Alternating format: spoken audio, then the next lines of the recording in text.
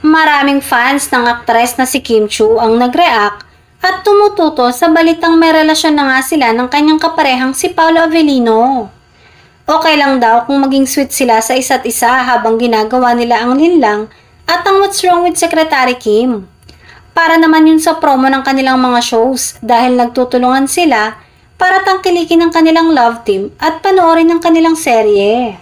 Pero ibang usapan na raw kung mauuwi na ito sa seryosong relasyon.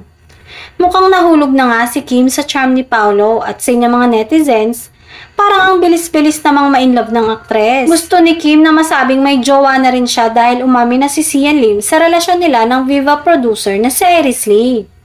Para sa iba, parang ang cheap naman kung agad-agad na bumigay si Kim Chiu kay Paolo dahil lang sa broken hearted dito. May mga nagsabi namang iisang style ni Paolo. Walang duda na may hatid na kilig talaga, lalo na sa mga fan ng current ka-love team niya. Ganoon din halos nagsimula sina Paolo at Janine Gutierrez noong una silang magtambal sa ABS-CBN.